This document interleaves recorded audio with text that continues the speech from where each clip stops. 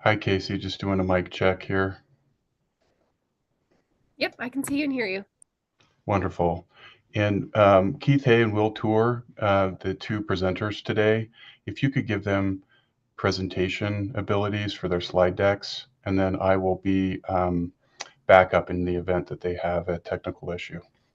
Perfect. So you, Keith Hay, and Will Tour was the third one? Yes, correct. Perfect. I'll do that. Thanks. Thank you so much. See you in a bit.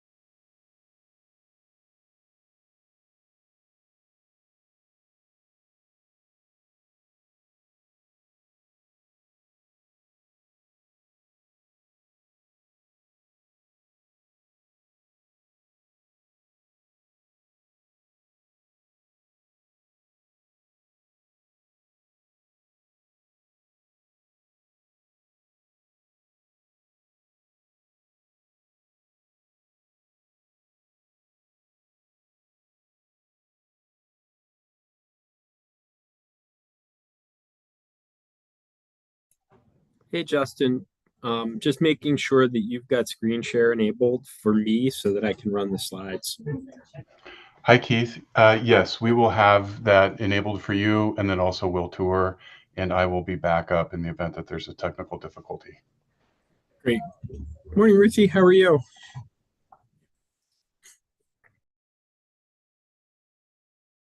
I'm fine, thanks.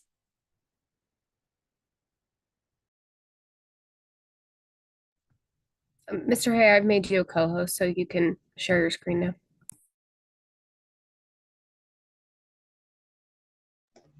Looks good on my end. Thank you. I was just about to ask that, so you beat me to it. I was just trying to find the unmute button. All right, good. I'm going to stop sharing for the moment then. Looks good. Thank you, Keith.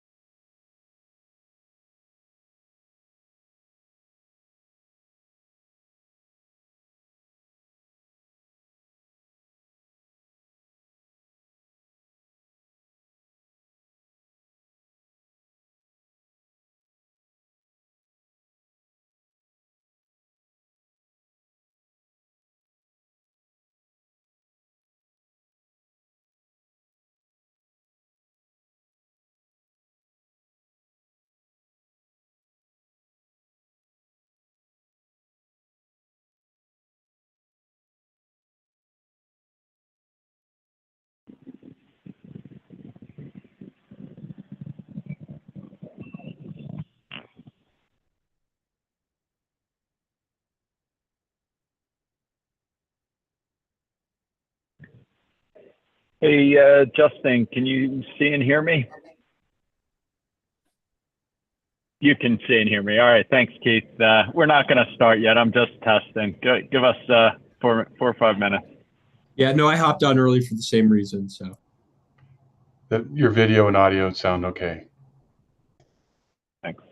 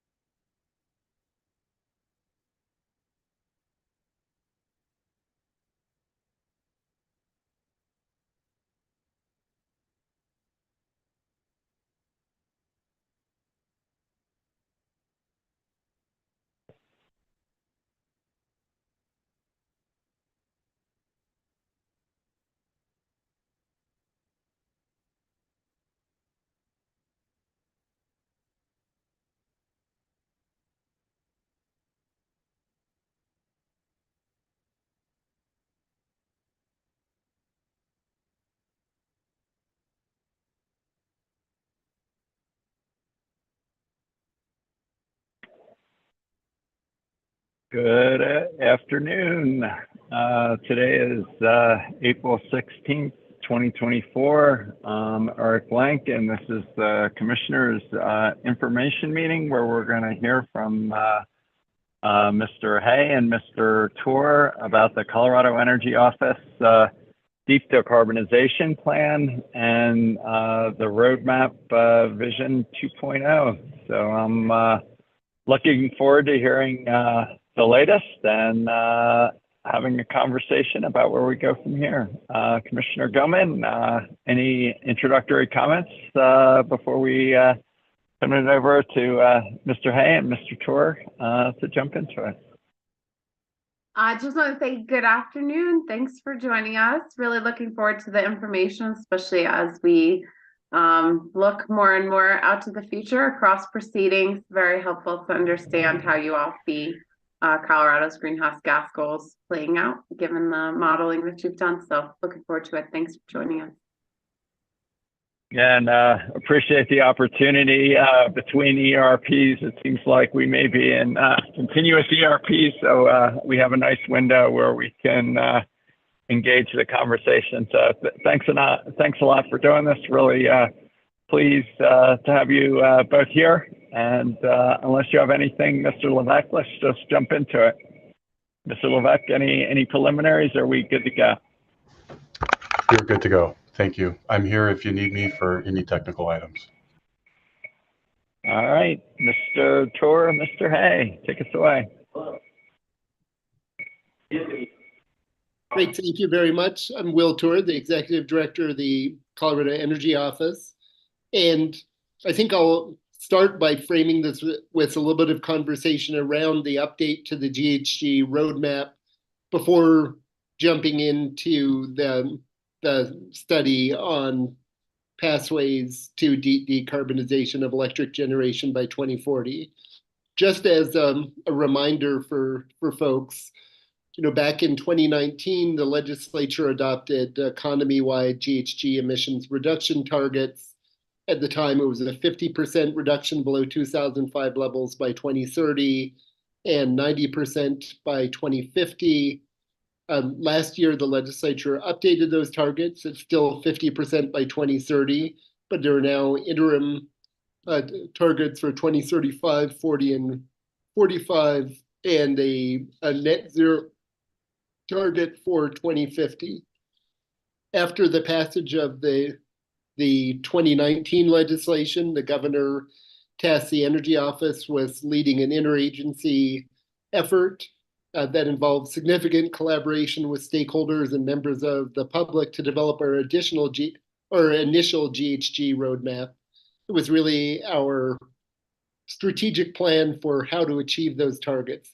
It's a particular focus on the 2030 target. And that plan really focused on our 5 largest sources of GHG emissions in the state: electricity generation, transportation, industrial emissions, methane emissions from the oil and gas industry, and emissions from fossil fuel combustion in buildings. And there was a pretty vigorous near-term action plan in that document that had multiple actions, some of which required legislation, some were in the regulatory arena, some involved creating sort of incentives for the private sector. And over the period from really 2020 through 2023, the vast majority of the actions in that plan were put in motion. Many of them will be implemented for decades to come, but the initial policy work that was required, the adoption of a regulation at the Air Commission or the Transportation Commission, or the passage of a piece of legislation at the General Assembly, was completed. So with about 95% of those near-term actions completed, the administration then decided it was time to do an update. And the update was really focused on creating a new near-term action plan that is intended to guide the work of the administration over the next 3 years in making further progress towards our climate goals. If you think about that target of sort of 50% reduction by 2030, what we saw after the enactment of those, 95% of those near-term actions from the initial roadmap is that we're on a trajectory to achieve a little over 80% of those reductions. So probably to get to somewhere around a 42% emission reduction based upon those adopted policies. And the intent of this roadmap update was really to look at what are the additional things that we can get done over the next several years that will make further progress. And based upon the set of near-term actions in the roadmap, we think that we will be on a trajectory to achieve 95% plus of the 2030 emission reductions in our targets. And there are several buckets of policies, and I'll describe them broadly and then focus in on the ones that are really probably most relevant to the Public Utilities Commission. So one arena that was mentioned in the original roadmap but was not a major focus was really around strategic growth and housing and land use. That is a major focus of the updated roadmap, and is really a recognition of the fact that particularly transportation emissions, that in order to have a really significant impact on the transportation sector, that in addition to a focus on vehicle electrification, that land use is also an extremely powerful driver for transportation emissions and vehicle miles traveled, and that there is an opportunity to both tackle the sort of housing availability crisis in the state and transportation emissions by a focus on a more strategic approach to growth and removing obstacles to housing within our urban areas where many of the jobs and destinations that people need to access on a daily basis are. So coming out of that, there's sort of a very vigorous agenda focused on both legislative reform on land use with multiple pieces of legislation in motion right now. One of them, bill on removing residential occupancy limits, was signed by the governor yesterday. And going along with that, looking at really ramping up investment in public transit.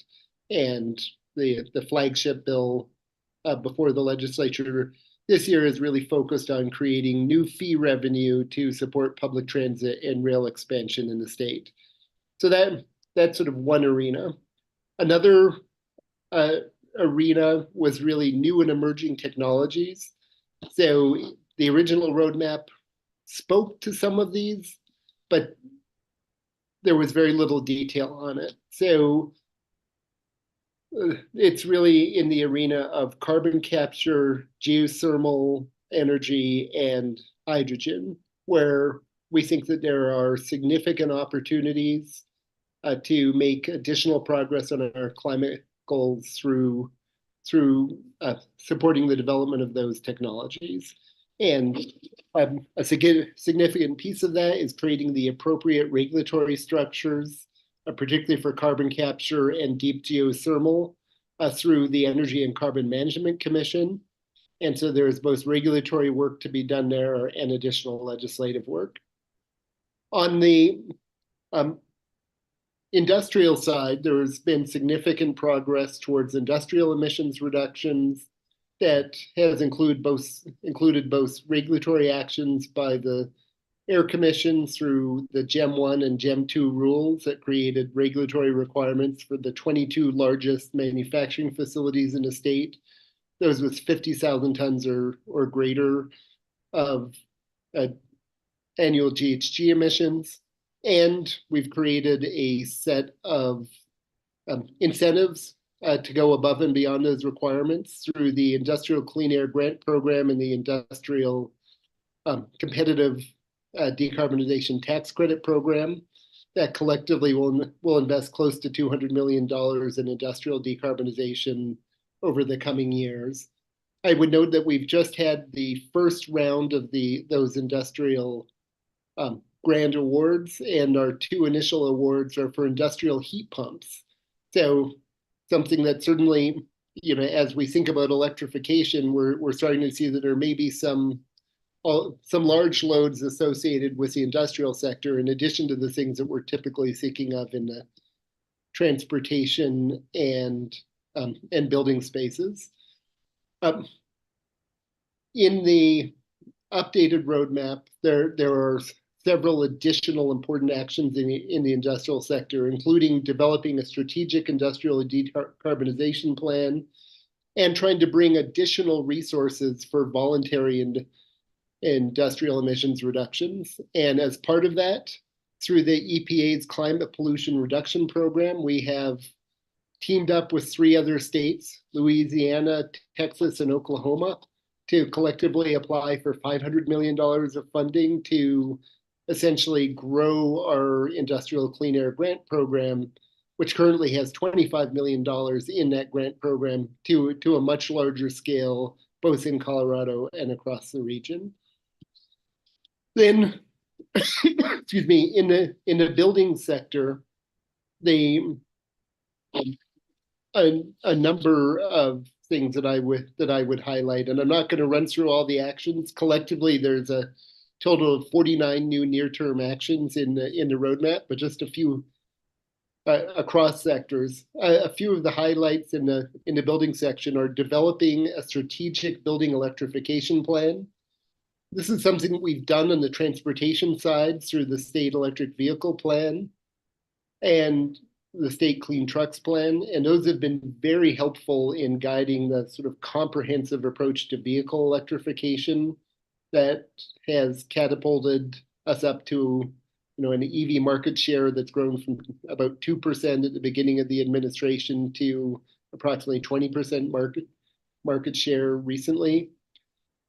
So taking that same strategic approach on the building electrification side, the roadmap also highlights the fact that this year, the Public Utilities Commission, by the end of the year, will need to adopt 2035 clean heat targets, sort of informed by the initial deliberations around clean heat plan and hopefully informed by the future of gas study that the Energy Office is engaged in right now.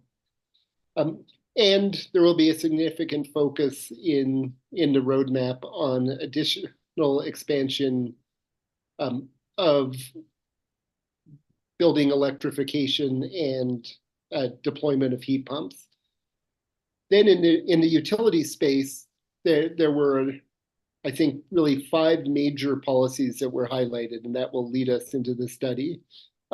One of those policies was really focused on the distribution system and updating distribution system planning to make sure that the planning and incentives and cost recovery are aligned so that we are able to interconnect new loads so that as we move towards widespread transportation electrification, building electrification, and electrification of oil and gas and industrial loads, that the grid is able to respond to that, and that we're able to interconnect those loads in a timely fashion. A second policy is really focused on the gas system side and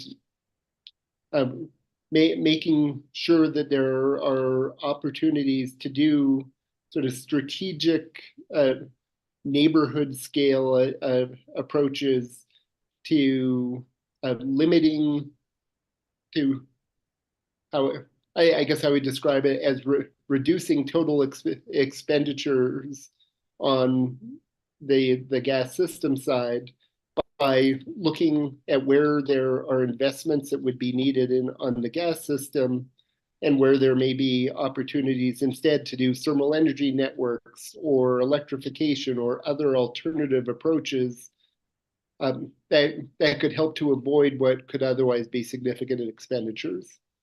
A third arena is really in the solar and net metering space, and it is really taking a look at how net metering may need to evolve over time as we move towards a very highly renewable grid and much higher levels of penetration of distributed generation.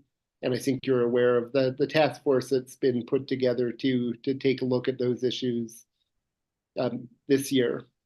Fourth area that is, I think, very relevant is reform of siting around renewable energy and transmission. And as we'll describe in this study, we're looking at potentially quintupling the level of solar deployment and tripling the level of wind deployment over the next 20 years, and trying to make sure that the siting processes, which primarily occur at the county level, are aligned to be able to both protect important public interests, but also ensure that there is an efficient approach to siting that will allow us to deploy those renewables. And finally, the last significant policy in the near-term action plan in the utility sector is really looking at developing a 2040 clean energy standard analogous to the 2030 clean energy standard that we have today through the clean energy planning process.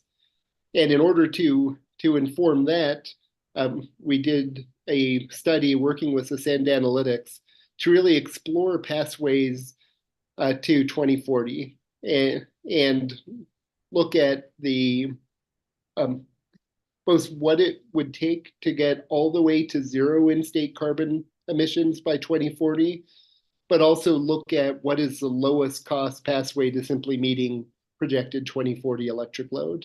Next slide, please.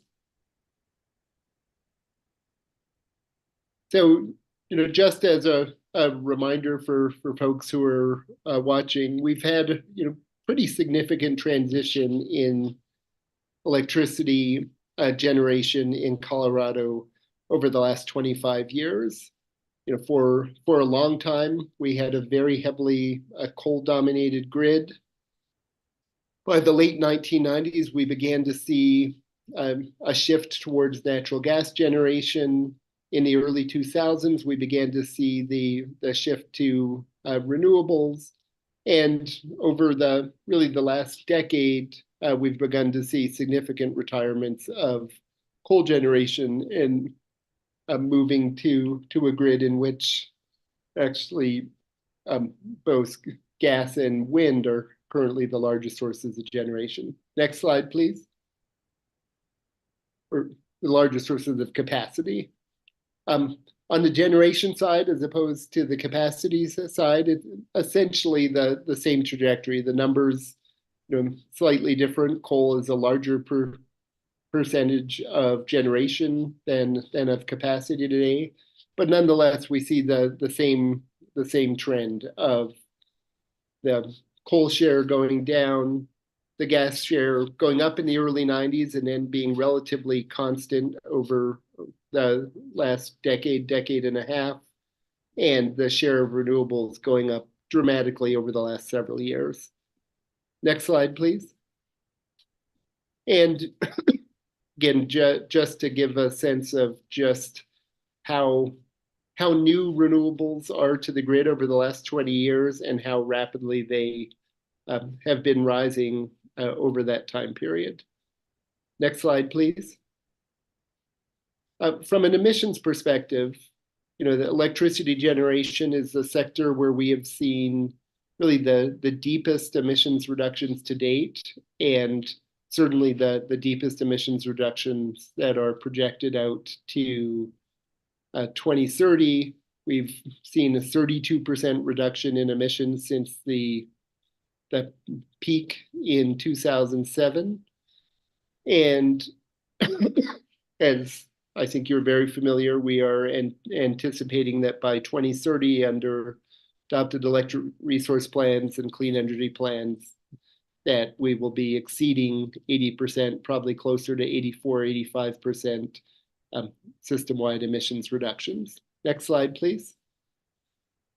So when we worked with the Send Analytics, what we first did was took a look at what do we think that electricity demand will be in 2040.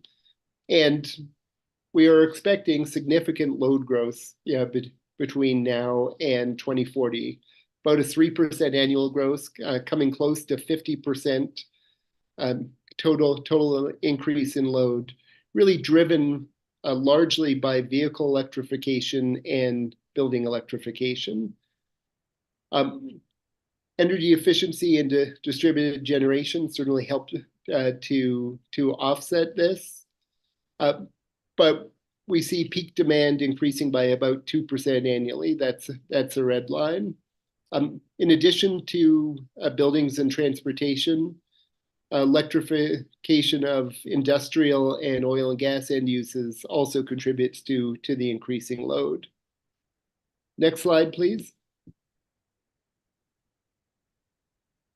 We worked with the consultants to develop a variety of scenarios. Again, there's what I would describe as essentially a business as usual economic deployment scenario, in which the model was allowed to select gas, wind, solar, and battery storage, as well as other technologies for capacity expansion. So it was also was able to choose from among hydrogen, geothermal, gas with carbon capture, and advanced nuclear reactors, but in fact only selected gas, wind, solar, and battery storage. And this was essentially trying to minimize the cost of new resources that would be required to meet the projected 2040 load. We then did 6 different scenarios that were designed to get to 100% reduction in in-state carbon emissions. These were, there was an optimized scenario, which could choose from any of the technologies that I listed, but we put on the constraint that it had to achieve 100% carbon-free in-state system by 2040. Ran a scenario that constrained the resources to only wind, solar, and batteries. Did another scenario that accelerated the deployment of geothermal, scenario that focused on demand-side resources, a scenario that focused on deploying small modular nuclear reactors, and because we saw that the optimized 100% clean scenario largely relied on hydrogen to displace gas generation over time, looked at a scenario in which, for whatever reasons, the deployment of hydrogen was limited and unable to reach the level that was in that optimized scenario. Next slide, please. In every scenario, what we saw was that wind and solar generation provide most of the nameplate capacity by 2040. That battery energy storage also plays a significant role in supporting high renewable levels, with both 4-hour batteries and long duration batteries allowed in the modeling. And what we also saw was that in the OT 100 scenario, where we're looking at the lowest cost pathway to getting all the way to 100%, that hydrogen generation plays a very significant role in essentially replacing gas generation as a firm resource, although geothermal also played a role in that scenario. Next slide, please. When it comes to energy generation as opposed to capacity, we see that solar and wind provide the majority of energy in nearly all of the scenarios, including economic deployment scenario. Energy efficiency plays an important role. And we also see that there's a role for market purchases. There was an assumption here that in 2030 we are entering into a regional market. In the economic deployment scenario, we're buying a fair amount of power from the markets. In both the wind, solar, battery, and small modular reactor scenarios, the state is selling net energy into those markets. Next slide, please.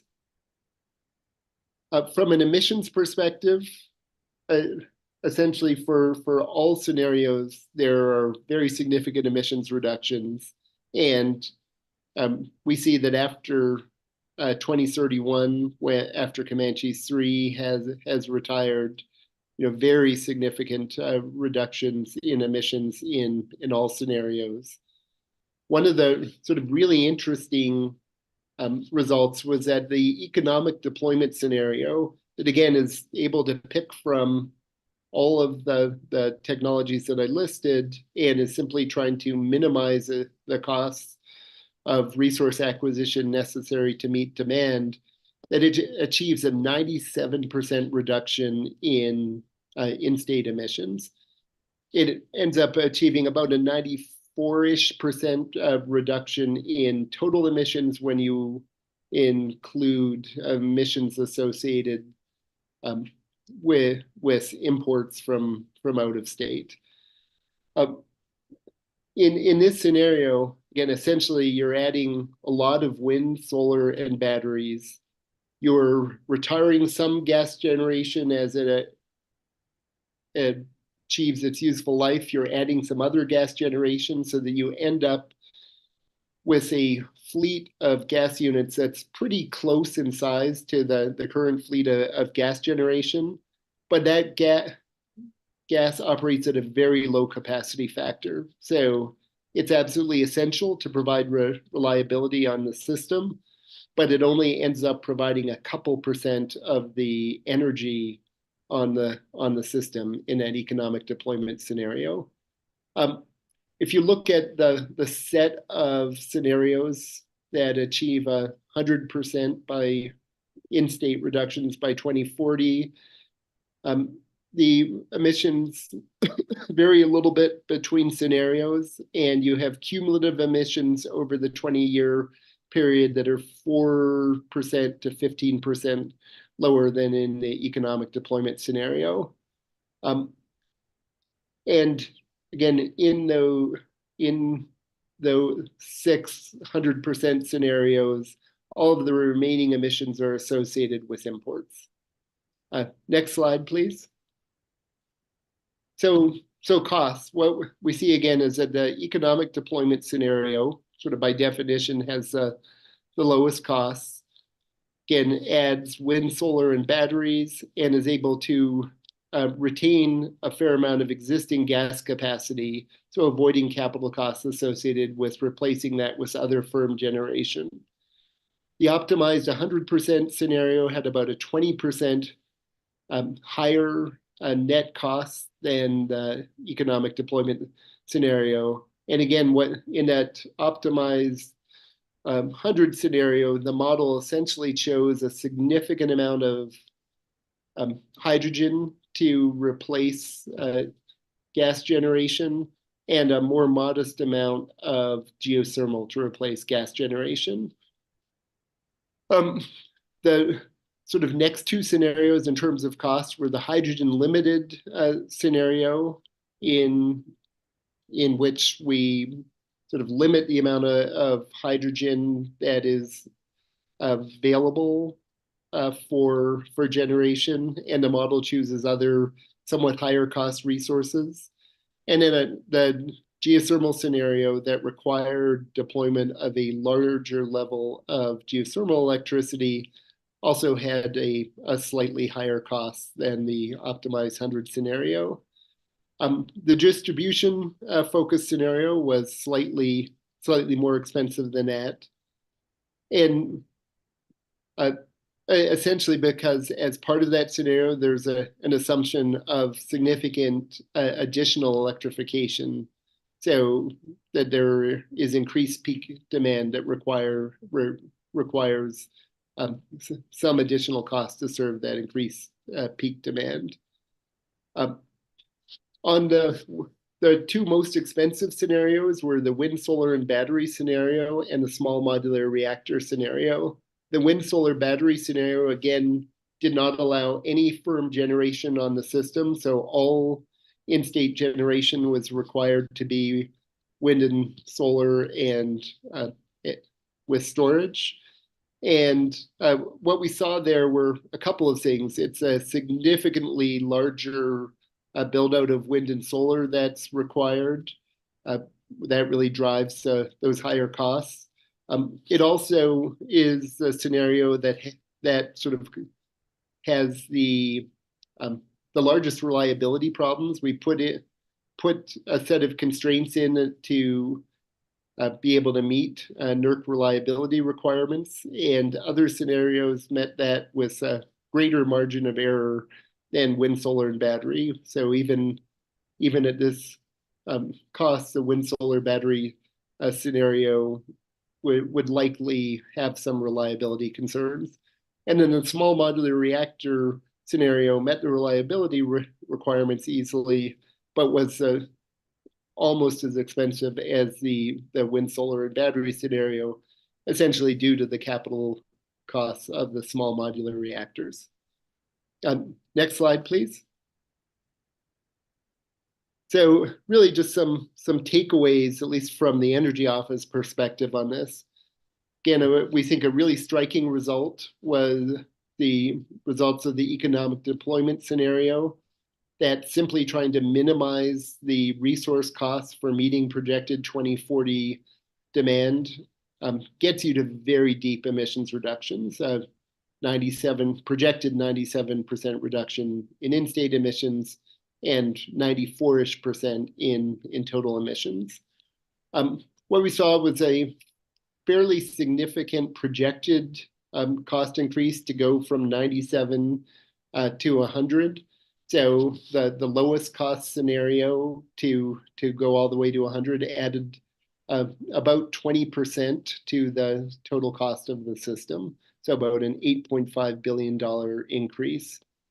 In every scenario, I think one of the takeaways is that firm generation is really important. Again, the one scenario that didn't have firm generation was a wind, solar, and battery only scenario. And that one was more expensive and was more challenging from a reliability perspective.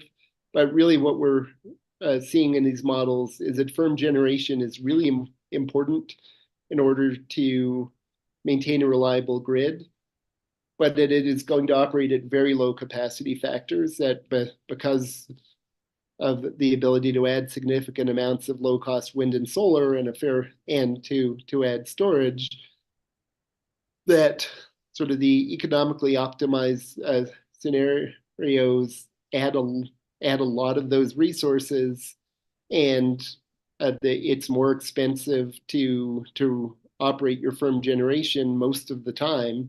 So you end up having extremely low capacity factors operating at a couple % of the time.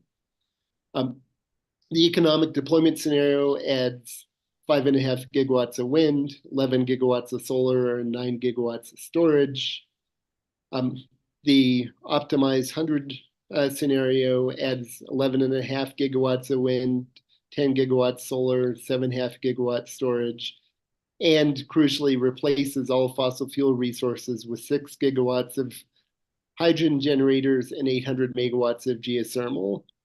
And again, we see that both storage and clean firm generation are really important to providing that reliable capacity.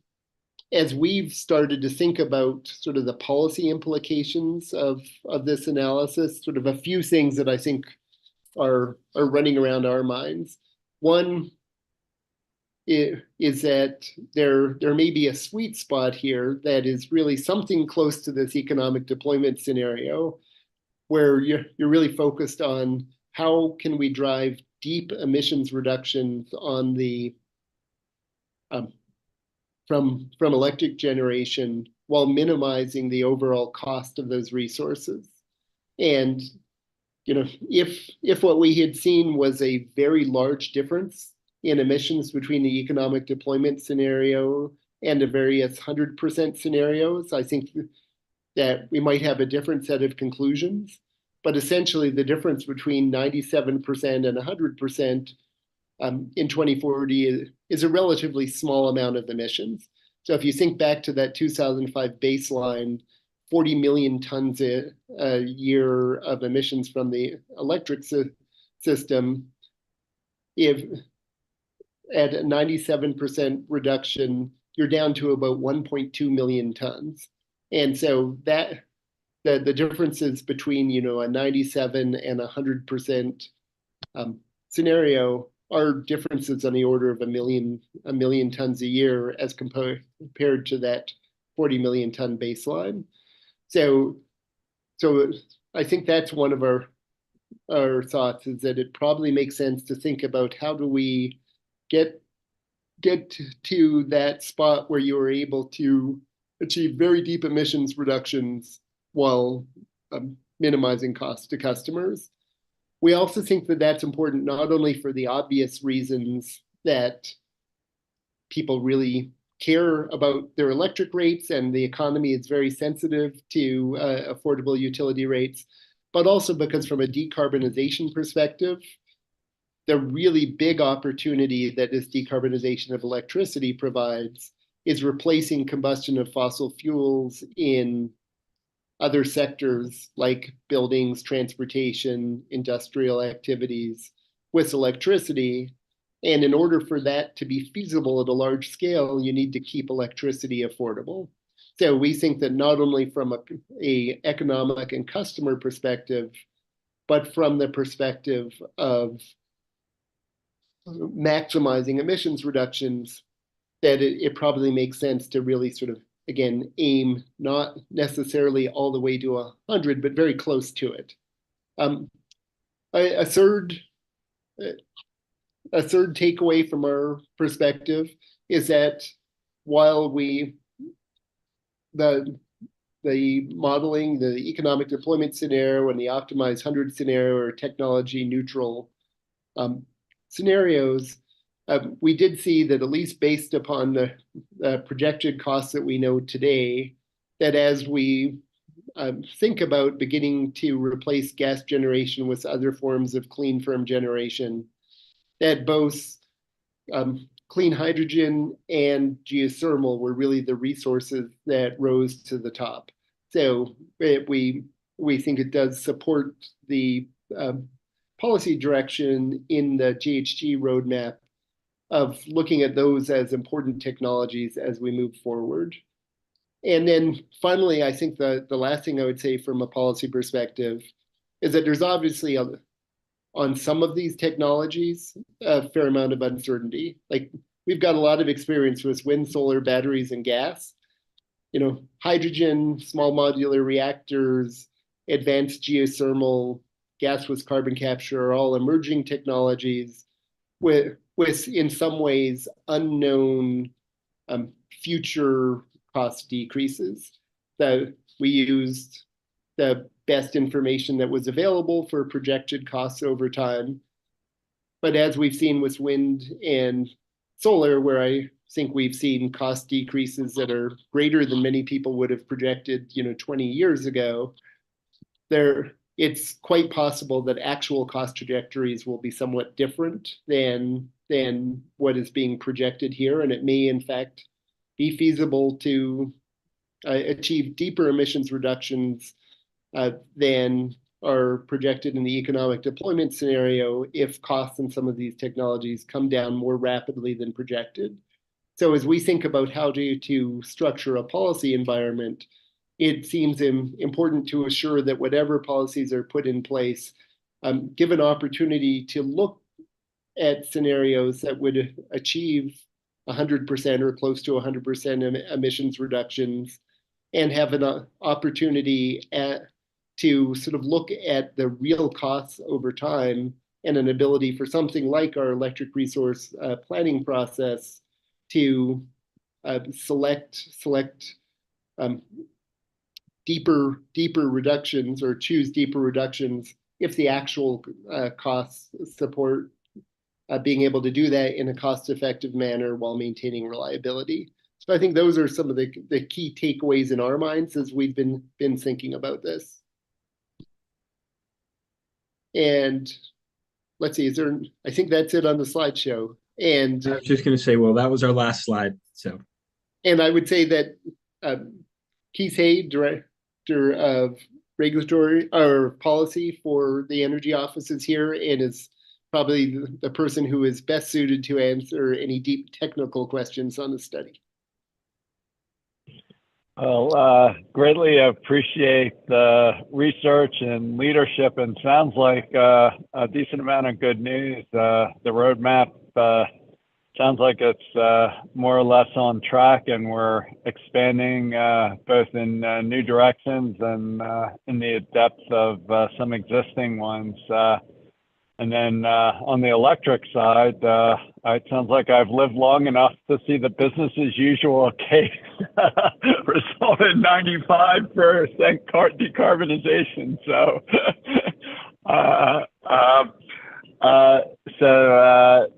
and it seems like, at least in your view, the path forward is pretty clear. Follow the costs as far as we can, hope for new technology, and invest in decarbonization elsewhere, hopefully in a cost-effective way. I guess my question for you guys is, do you know what the rate impacts are with the business as usual case? Is that something like rates growing and inflation? I saw the graphs with the comparison, but do you have a sense of where the growth in rates are with the business as usual case? piece? Will, I'm happy to take that. So, Chair Blank, we actually didn't do, a rate impact analysis here. And I think it's worth, as we answer that question, for the audience here, identifying that this was really a study that was done at the state level. And so this is an aggregated picture for all of Colorado. And we really didn't analyze a particular utility. And so because we weren't looking at any one utility and what it might take for them to achieve the kinds of reductions that we're seeing here, we felt like doing an analysis on a net present value basis where we're looking really at the cost of the generation fleet might be a better way to sort of compare the likely costs of the trajectories. But we didn't do that kind of rate impact analysis given that we didn't have a utility to base that off of. No, that makes sense. Commissioner Goman, questions, comments? Why don't we bounce back and forth? Yeah, excellent. Well, thank you very much, Mr. Tor, Mr. Hyde, for the summary here. Just a question. I noticed in the appendix that I had a mention that, let me see, where is it? Essentially what the inputs were, and that building electrification, distributed energy resources, and energy efficiency were forecasted through the study based on existing targets approved by the PUC. So I was just wondering if you could elaborate on kind of what was used as the baseline there, and is that all kind of rear looking, assuming no incremental, progress or improvements in those targets related to building electrification, DERs, and energy efficiency specifically? Again, Will, if you're comfortable, I'll take this from Commissioner Gilman. An excellent question. It probably could have been a little bit better written and more clearly described. What we needed to do in looking at the study was really to come up with a set of baselines from which we could extrapolate. In other words, this study wasn't set up to do an independent analysis of the trajectory or pace of electrification. And so given that we didn't have the ability to do that, what we did and what Ascend did is we turned to the plans that have been before the commission looking at transportation and building electrification, as well as the analytic work that the Energy Office had done just prior to the first roadmap, and used all of that to try and set sort of a pace of electrification, if you will, and then extrapolated that out through 2040. So as Will said in the introduction, you end up with a roughly 50% increase in load that's driven by, in large part, building and transportation electrification. There was some assumption around oil and gas load, and of course, population and economics. So we didn't fix it in time, but we needed to set a floor and sort of a trajectory, and that was the choice that we made to try and get us from where we are today out to 2040 with some sense of the impact of building and transportation electrification on load growth. Thanks. So what maybe, oh, go ahead. I just do one. I'm sorry, Sharon. So as we look at the pace of, say, building electrification, is that something that was deduced from like a need to hit the goals, and you say what's here? Like, how did you determine how quickly that extrapolates out in the future, and if you hit, any speed bumps or kind of plateaus at some point, in that deployment, or was that like it's just a pretty simple straight line? How do we determine the slope of that? Yeah, and so we assumed we'd hit the 940,000 EVs in the 2030 timeframe that are in the state's electric vehicle plan. And we did assume that the utilities would be roughly on track to hit the emissions reduction targets in their clean heat plans, but otherwise assumed largely a linear expansion of electrification. Again, given that we didn't have the ability to independently model what that uptake and trajectory would look like. Okay. Go ahead, Chairman. Sorry. Yeah, just curious if you could talk a little bit more about net imports and net exports, and how you modeled transmission, and whether it was more energy interchange or whether you're relying on out-of-market capacity. If you could just talk a little bit more about that, that'd be great. Thank you, Chair Blank, and happy to do that. So I would start by saying that, one of the things that Ascend did was really to break the state up into three sort of geographical areas in order to reflect some in-state transmission capacity constraints that we have. And so that was sort of step one in terms of looking at the transmission. Again, reflecting the fact that we have a statutory requirement for all of the transmission operating utilities in the state to be part of some form of organized wholesale market by 2030, we wanted to try and reflect that in the modeling that we did. Now, we had to make some set of simplifying assumptions, and I think one of the simplifying assumptions that we did make is that all of the utilities would join, an organized market. In other words, we weren't prepared to try and deal with seams issues in this study. And so you don't see, some utilities looking east and others looking west. We just assumed that there is a market that they will be participating in. We also assumed that whatever market they were going into would not be able to provide 100% carbon-free electricity in the time frame of the study. And so that's why you see when you look at all of the 100% in-state clean scenarios, some amount of emissions related to generation. Again, we felt like it was a reasonable and conservative assumption that the market would provide some amount of carbon emissions with the electricity that came behind it. By and large, what you see is that the model is really picking the market purchases on an energy basis, not really a capacity basis. And I think that's particularly true in the economic deployment scenario, where we really have sufficient capacity, but we really do need some of the energy purchases at certain points in time. And so it's picking those up. And that's what's driving that largely throughout the models, I would say, with the exception of the wind, solar, and battery only, where it's actually, if I recall correctly, a net export into the market because we are overproducing so much. Appreciate it. And hopefully we can deliver the regional markets we need. Back to you, Commissioner Gilman. Thank you. I have at least two more questions on clean heat targets. I know in your list of near-term actions, I think that's what NTA means, right? For 2024, consistent with prior statute that the PUC will set 2035 clean heat targets for the natural gas retail utilities. And I was wondering, are there, it seems to me there have to be specific assumptions in here about what those targets are that CEO is using to kind of extrapolate the progress in that sector. So was just wondering if you could give some insight as to what you used for that 2035 target and, upon what that was based or, what influence that trigger has on other things. And I hesitate, Commissioner Gilman, because I'm probably going to provide you with an unsatisfying answer and in fact would suggest looking in a different place for any guidance on how to think about a 2035 target.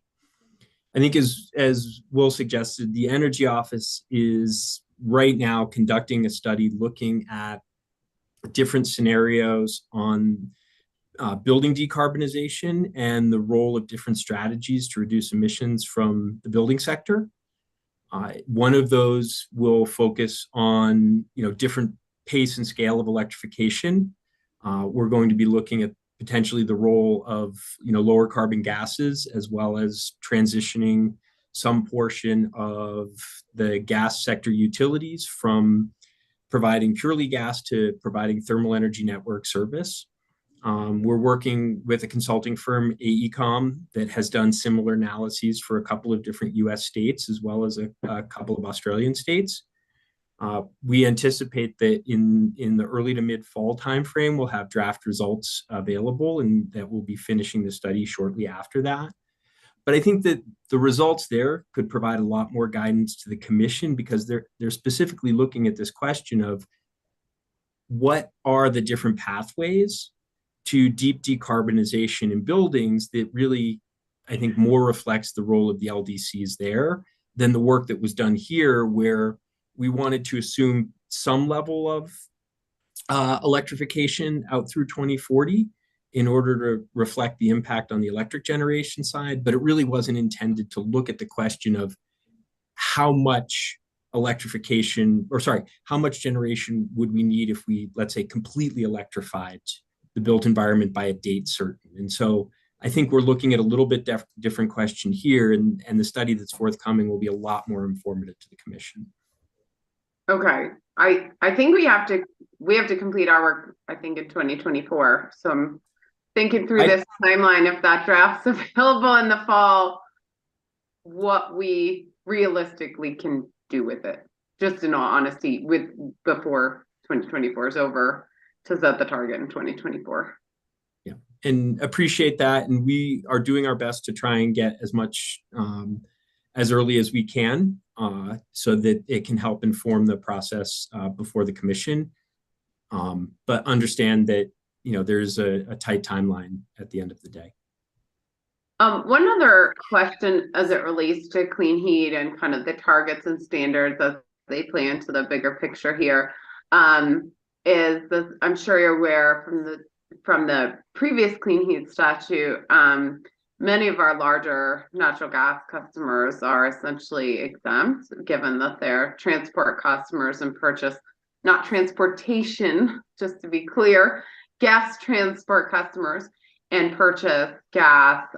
You know, their commodity purchases are essentially kind of separated for all intents and purposes. So in the prior clean heat statute, their usage is exempt, but they're a significant portion of natural gas usage for the state. I don't see on the near-term actions kind of any resolution of that. So how does, I mean, I know there's kind of work into clean hydrogen and other things, but how does this kind of large group of large users get brought into the fold here in terms of any sort of statutory targets or anything? So a portion of those are industrial customers, I believe. And so there is a separate structure, you know, with the GEM 1 and GEM 2 rules in place for industrial customers, and then the set of voluntary emissions reduction strategies for those industrial customers. There may be additional policies that would come out of the development of the strategic industrial decarb plan. So that's not a complete answer, but it's an answer for that set of customers.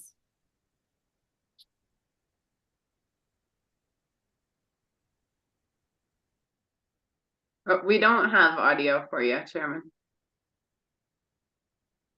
Just curious about your demand forecast. That 3% seems a little higher than what we've maybe seen historically, but I mean, I guess electrifying oil and gas, and with all the electrification, any thoughts on how you guys think about gas and about demand and whether you know, higher or slower load growth is better or worse? Just any thoughts on the demand side of the equation? So I think, Chair Blank, you're asking two questions, if I may. One sort of getting at how did we get to our demand forecast, and the other is from a policy perspective, what is the right way to go to address the demand side of the equation? And you're right. I think that the demand forecast here is driven by the levels of electrification in buildings and transportation. There's about 800 megawatts, round numbers, of oil and gas production that is also assumed to be electrified. Again, we were trying to make what we felt were, I would describe as conservative assumptions, you know, wanting to make sure that we weren't missing things that could drive challenges in getting to deep emissions reductions. And so assuming a level of electrification in the oil and gas side. And so that that together with just, general growth in population and economic growth drove a fair bit of that demand side increase. From a policy perspective, we didn't actually vary the levels of demand reduction in the majority of the scenarios. They were just assumed to be roughly consistent with where the commission has been. The exception to that was in that demand side scenario where we really focused, instead of looking at the central generation fleet, what could we do on the distribution side of things? And so scaled up levels of vehicle to grid, scaled up levels of demand response. I think it's an interesting question if we just pulled on that one lever in any one of the scenarios, what might have happened. I think that from the Energy Office's perspective, demand response is an important tool, often, a cost-effective way to achieve emissions reductions, but also avoid new generation and potentially, avoid new gas peaking units going forward. And so, we certainly would like to see that from a policy perspective, coming forward from the utilities. Will, I don't know if you've got anything to add on that as well. No, I think that covers it.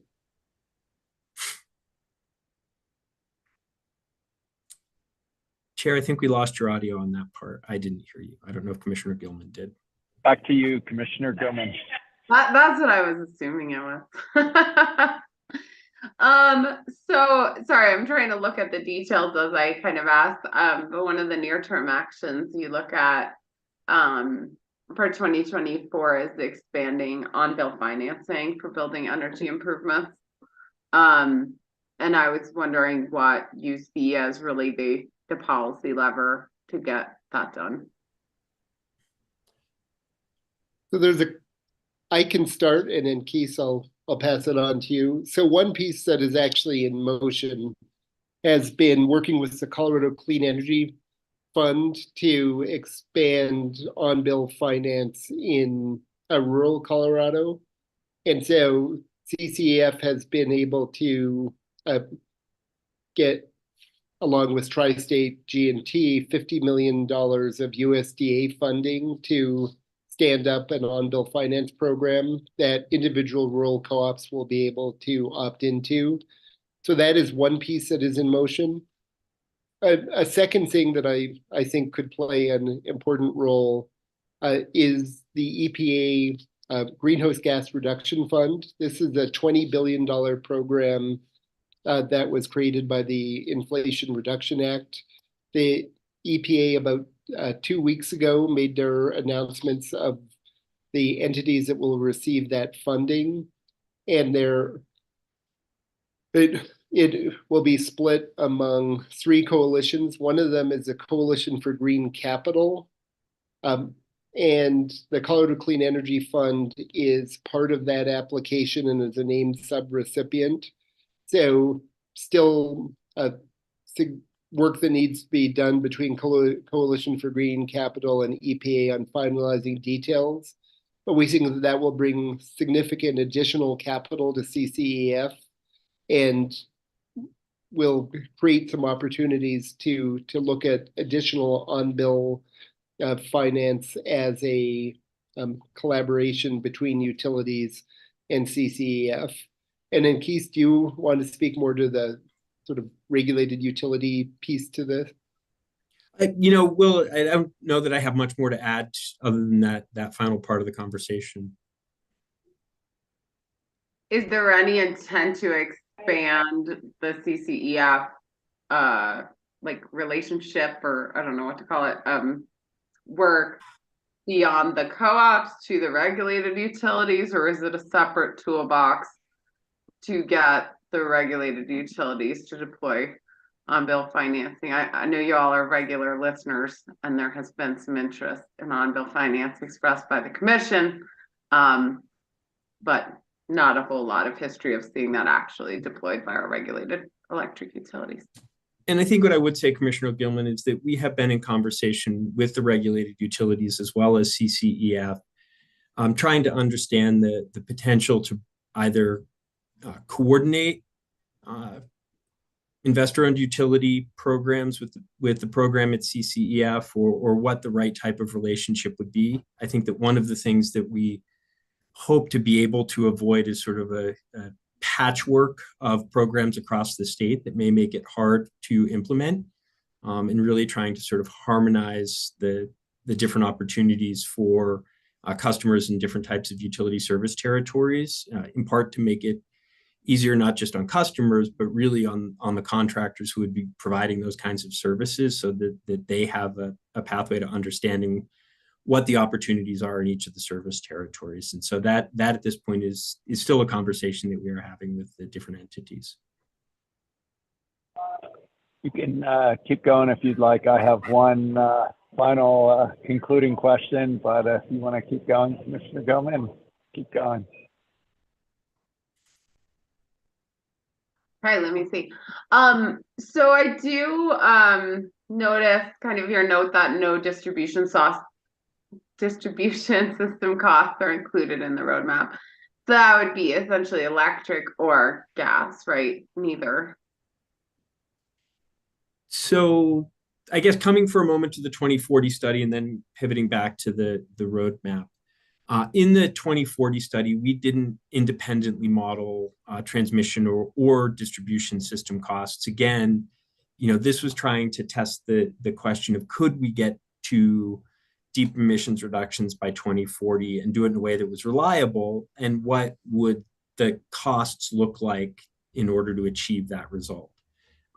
Because we were doing it at a statewide level and not looking at a specific utility, it became really challenging to then try and layer on top of that very different distribution costs, because the utilities have very different looking service territories. And similarly for transmission, we've got some utilities that have very small transmission networks, others that are significantly larger. And so we didn't do an independent assessment of those two segments of the overall electric sector, but recognize in the written report that those would be additional costs to some extent. Now, there may be mitigating factors or offsetting reductions as well. For example, to the extent that we had demand response, it may reduce the level of need for additional distribution or transmission investment.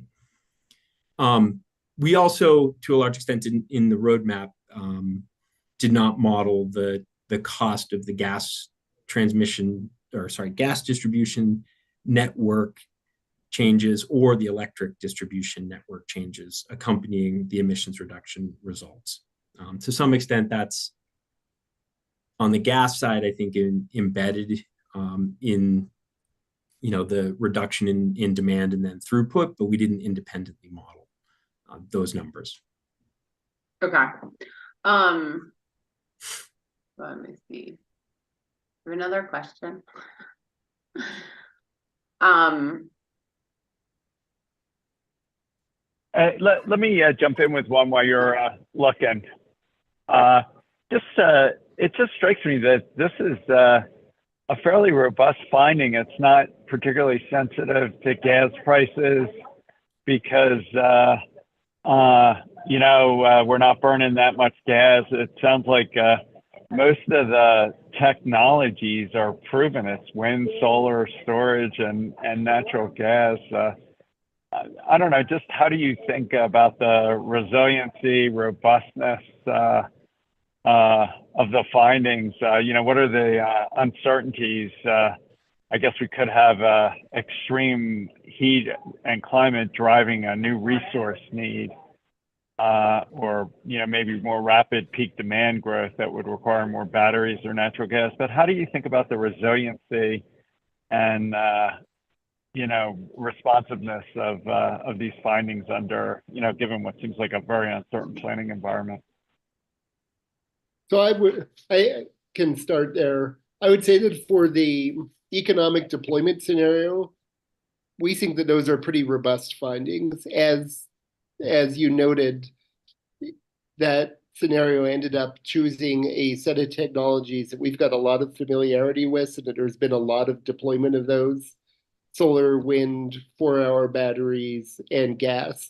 Probably the one resource in there that is newer and where I think there's probably a greater level of uncertainty is the 100-hour batteries that are contained within that scenario. So that's probably the greatest source of potential uncertainty around how sort of costs and deployability will change over the next 20 years. But fundamentally, we think that scenario is quite robust.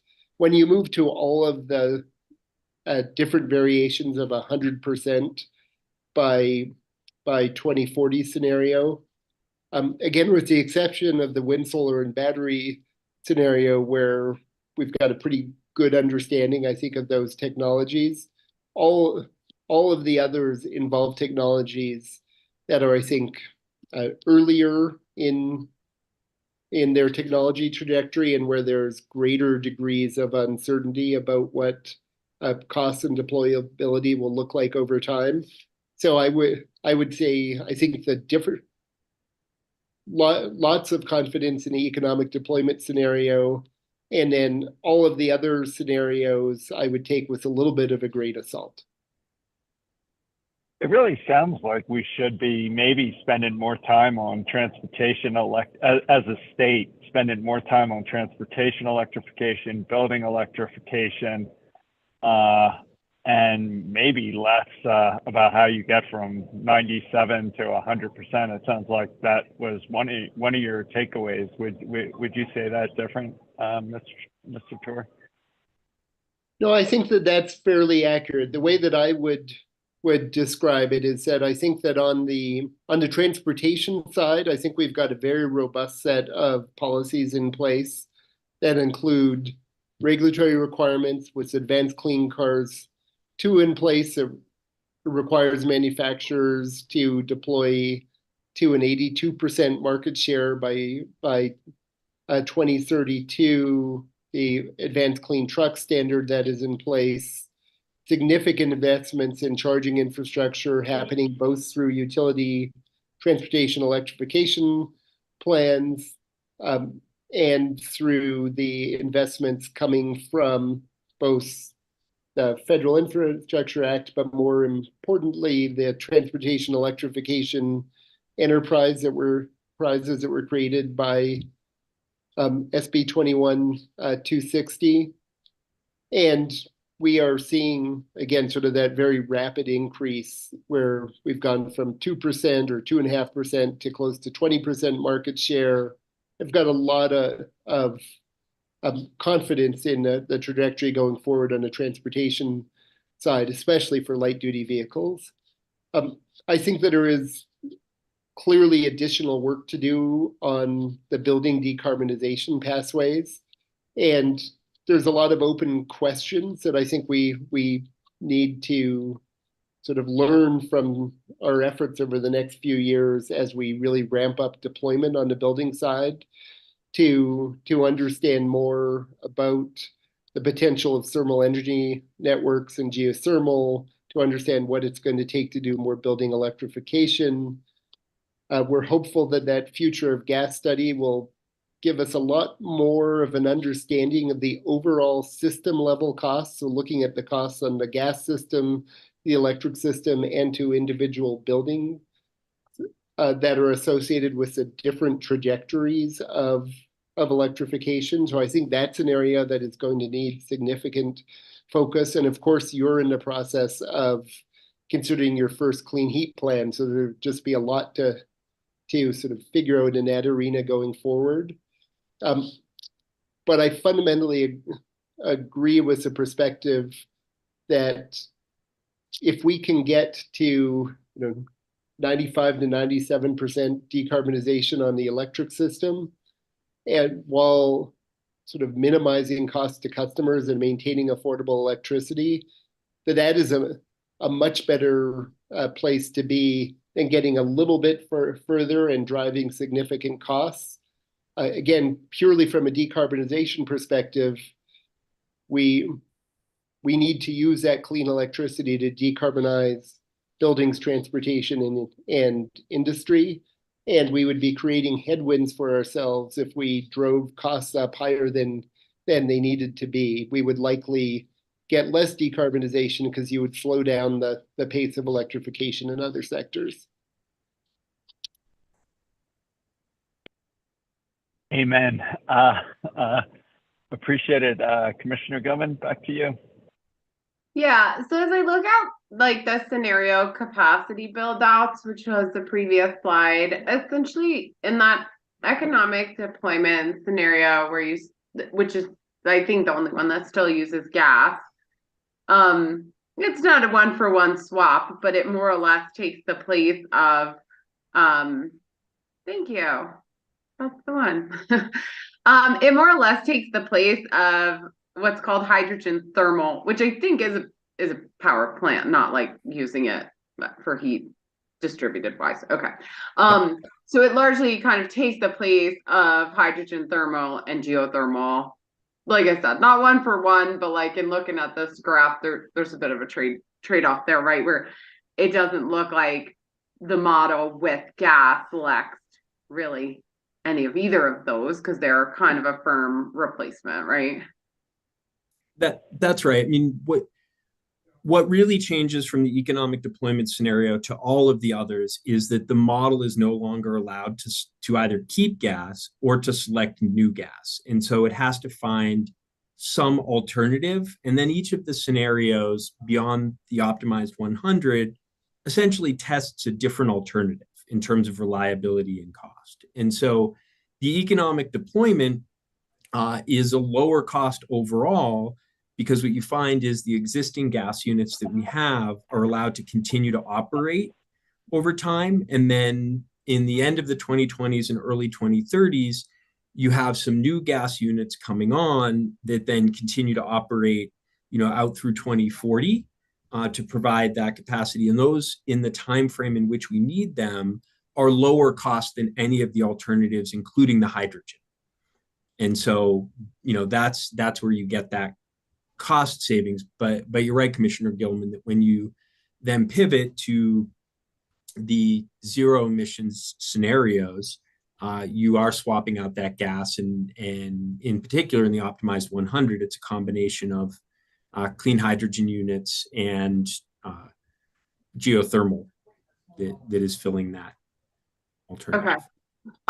Yeah, thanks for that. That was what I was seeing as I was looking at it. Okay. So I think your analysis goes out to 2040. Right? So both in like capacity and cost. So if we buy that we have to get to 100% eventually, how do we figure out that cost benefit of having what could be these temporary gas units here, right?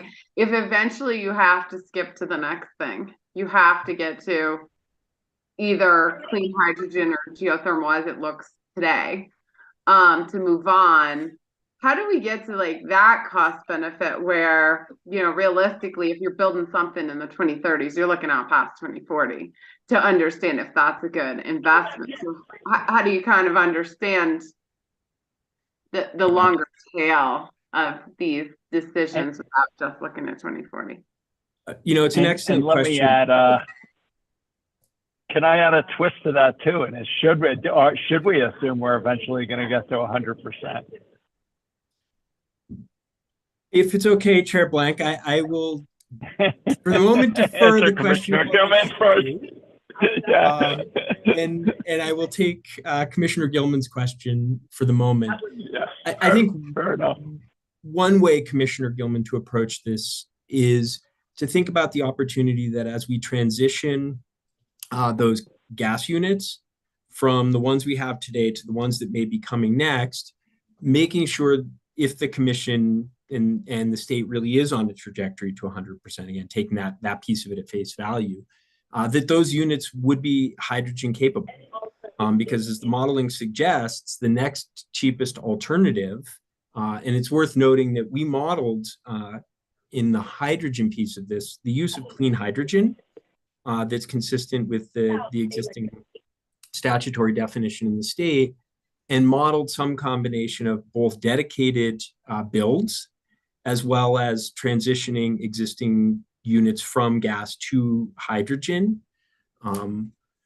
Despite what I would describe as a conservative cost assumption, we find that hydrogen is the least cost alternative here, and that is that we assumed dedicated renewables to drive hydrogen units. And so I think the easy answer, or the short answer to your question, I should say, is really the focus on that transition maybe should ensure that the newer gas units are also hydrogen capable.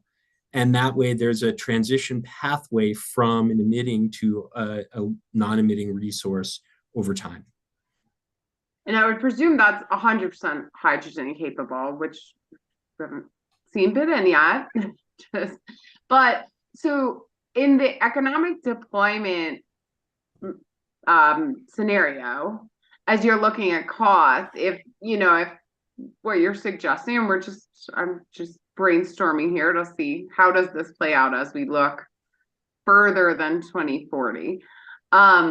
If one of the core assumptions to ensuring that those gas units would still be useful after 2040 is that they're 100% hydrogen capable, is that embedded in the cost that you used in assuming those units? And when the model wants them or does not want them? Well, while Keith thinks about that question, I think I would add, remember, most of this gas capacity already exists. So the level of new investment in gas in this scenario is quite low. I mean, that's essentially why this scenario is lower cost than the other scenarios, is largely because much of the capacity already exists. So the answer to your question, well, Keith, I think, can answer it. It's not going to make that large a difference because you're not building much additional capacity. And that's assuming that the utilities are willing to rebid existing gas units and support their use as part of a reliable scenario, which I think I've seen some mixed results on. Yeah, and again, Commissioner Gill, we did not make, we weren't modeling a specific utility. This was done at the state level. But you're right, it would require the utilities to, bring those units forward and continue to want to operate them. I mean, let me re-ask my question a little bit different way. It seems like, having watched what happened to wind and solar, I'm pretty optimistic that we're going to see new technologies emerge.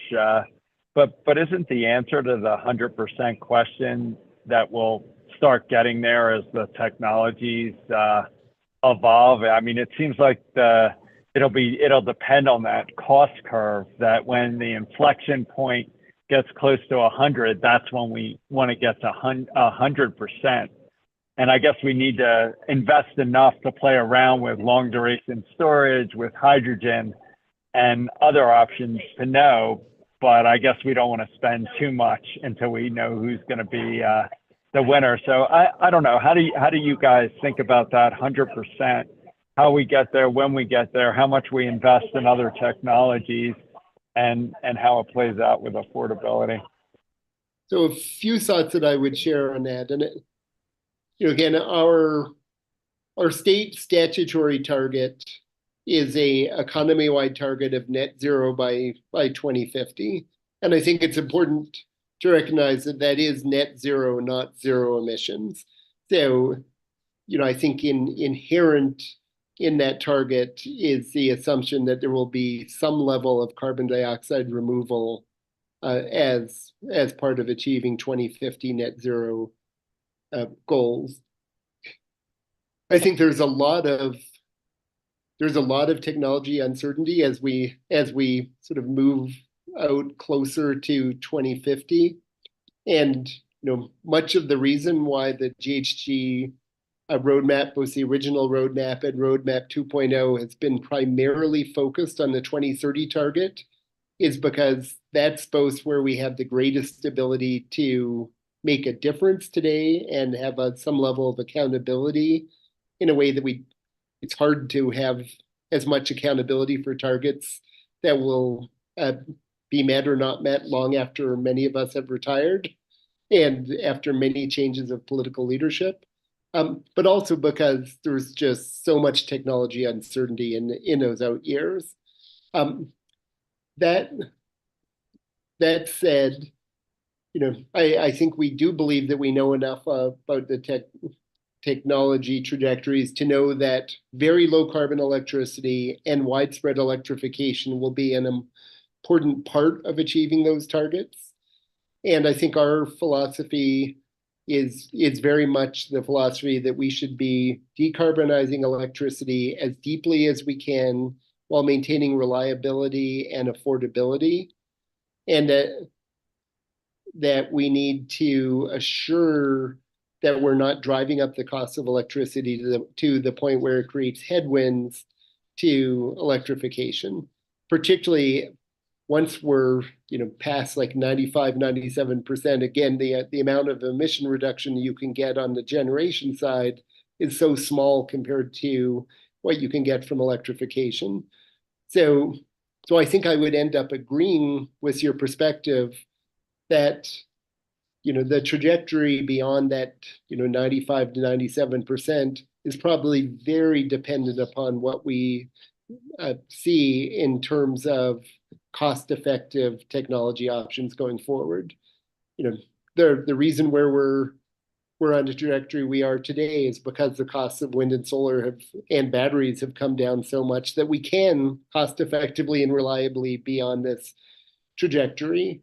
And so I think it would be a mistake to try to predetermine, what the technologies look like 20 or 30 years from now, or to be too prescriptive on the electricity sector emissions targets 20 to 30 years from now. I think instead having a policy approach that drives deep emissions reductions subject to those guardrails of affordability and reliability is the right way to go. I do think it's important for us to have, some ability to look at what do we think are potential important emerging technologies. So at the same time that we may be looking at, technology neutral sort of emissions targets with affordability and reliability guidelines, to also think about where are there opportunities to start making early investments in some of the more promising technologies so that we can learn from experience. How are they functioning? How can we sort of learn by doing and use that to drive down costs? So I think from our perspective, some of the more promising technologies in the electric side, which include use of clean hydrogen and advanced geothermal, we should be thinking about how can we get some early deployment and start to learn by doing in those sectors. But we wouldn't want to go so far that we're making really big technology bets too early. So. Commissioner Gilman, back to you. Yeah, as I look at the SMR, which is the small modular reactor option or portfolio, it looks like the model doesn't really select all that much.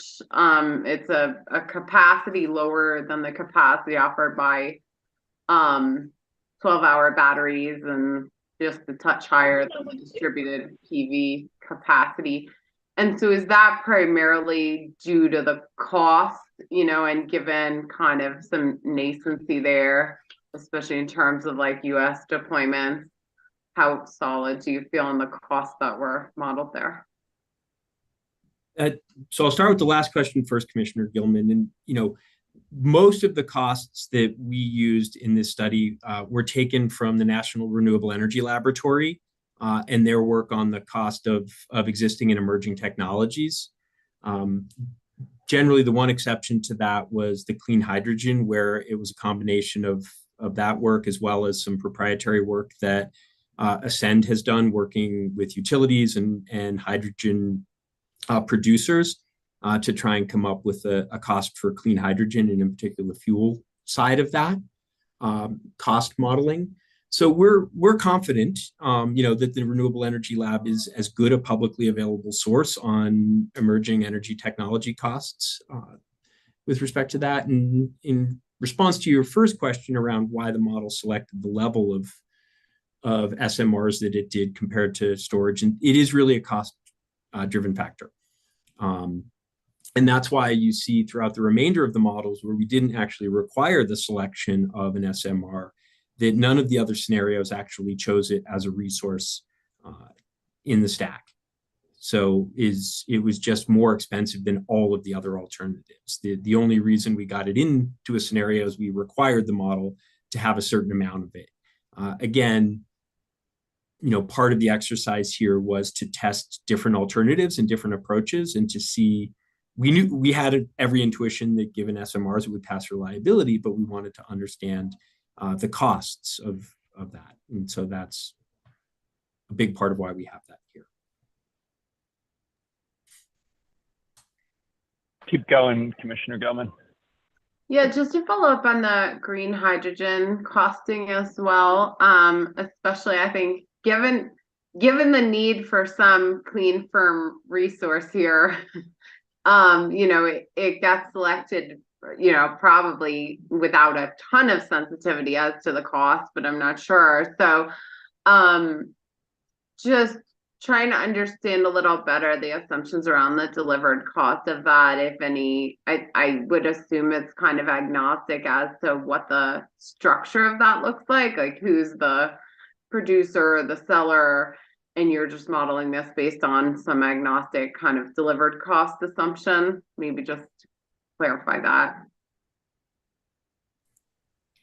So it's worth noting that in the final report, we have technology costs for each of the different technologies. We also have fuel costs, both fuel costs for the green hydrogen and for gas in the units. And the green hydrogen costs, if I recall, are ranging from about $18 starting in 2023. Obviously, we don't have much here.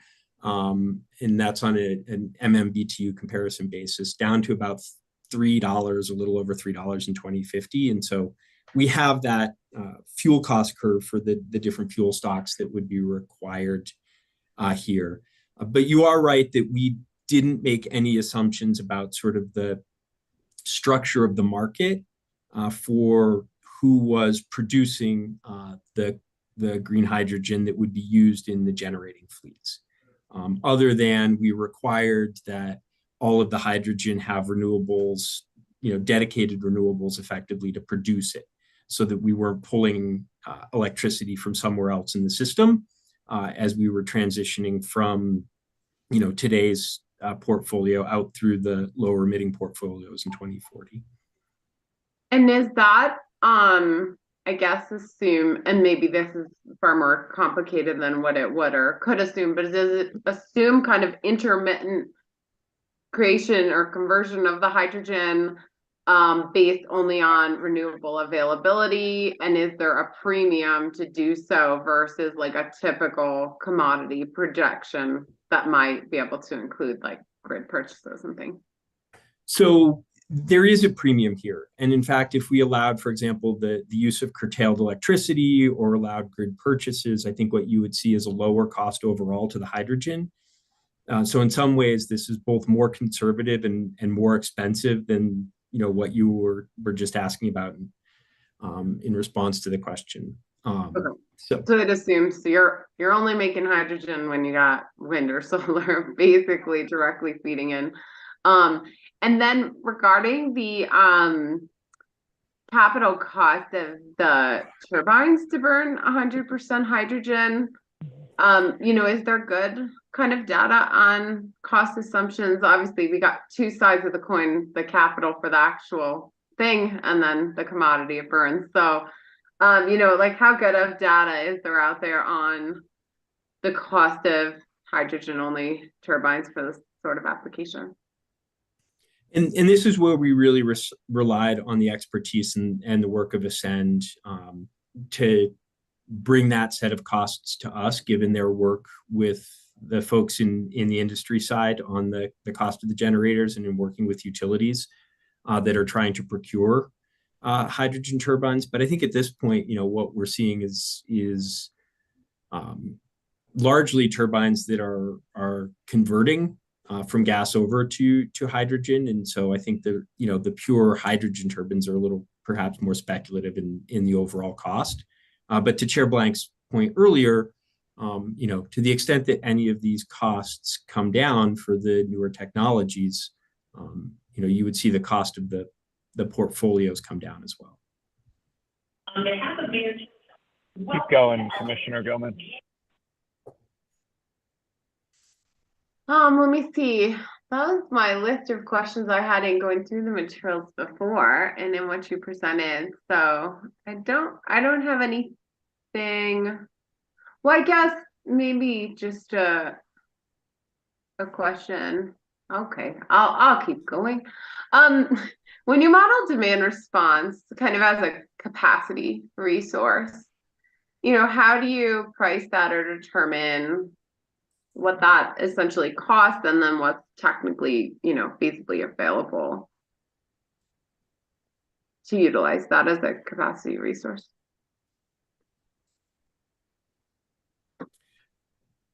So we assumed a fixed amount of demand response. We didn't actually allow the model to sort of choose that as one of the options, and so that was embedded into the model at this point. Honestly, Commissioner Gilman, I would need to dig back into the workbooks to look at the cost of the particular demand response technology that we modeled. I don't have that number top of mind.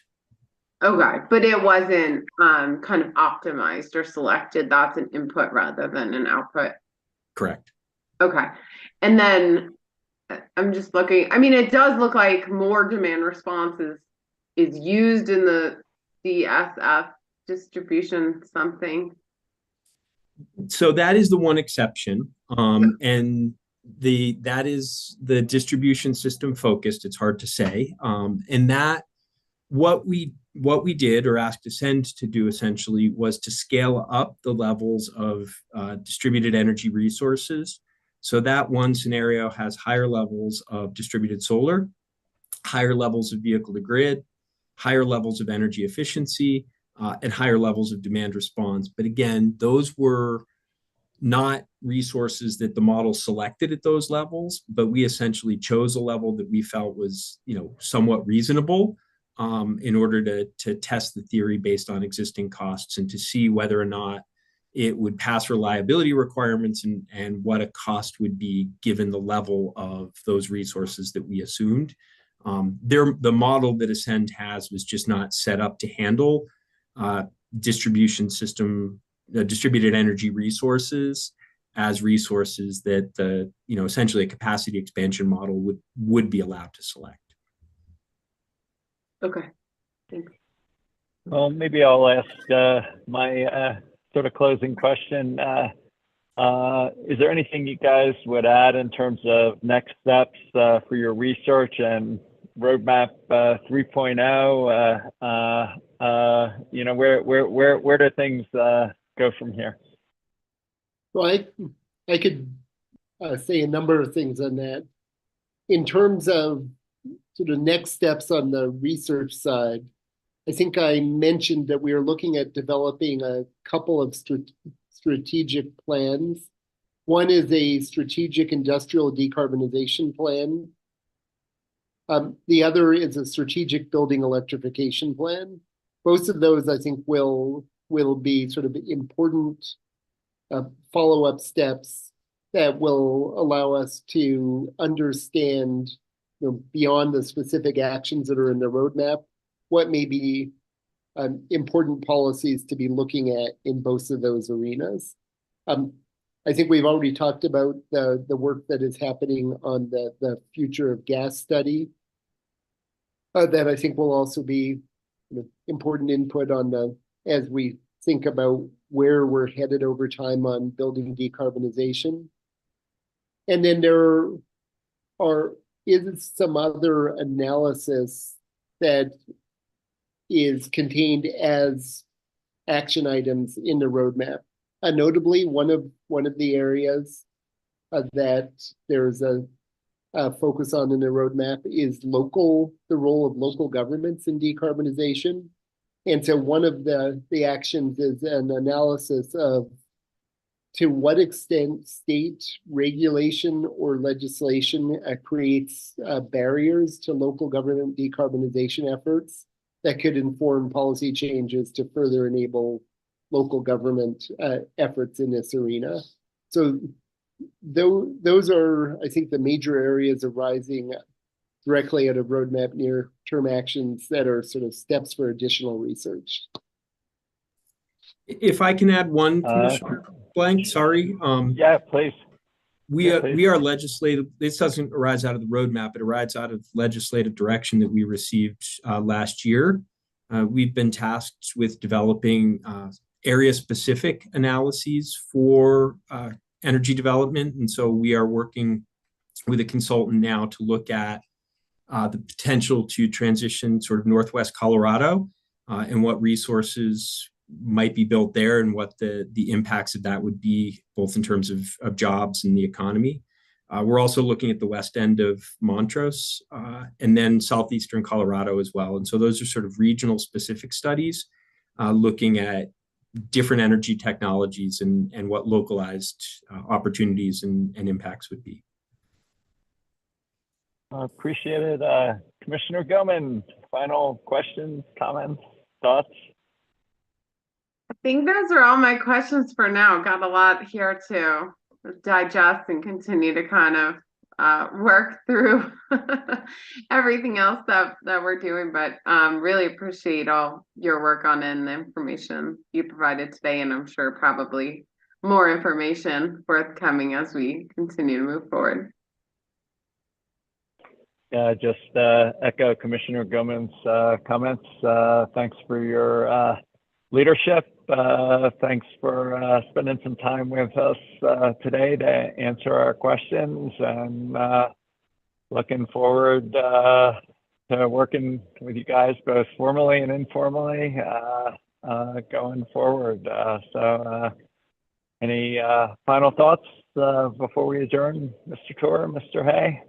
I just say this is, I think, an incredibly exciting time. We've seen remarkable progress on meeting our statewide climate goals over the last 5 years. I think that, the actions in a roadmap update and the insights that we're getting from this analysis suggests that we've got an opportunity to continue to make really significant progress there in ways that are going to also help keep Colorado affordable or make Colorado more affordable, for example, in the arenas of housing and transportation. So just sort of very exciting times to be able to be doing this kind of work. And we really appreciate the partnership with the PUC and the conversation today. I just say if we can decarbonize along the lines of what you're showing in the business as usual in a way that keeps the rates affordable and the system reliable, I think we can create a replicable purple state model that can potentially transform the world, because I think there's 10 other states that would look to follow our leadership. So just echoing your comment, it's a very unique moment and a very unique opportunity where these technologies have allowed us to take advantage of. So, all right. With that, I just want to thank you again, and look forward to continuing the dialogue. And I think with that, we're adjourned. So thank you very much. Thank you. Take care.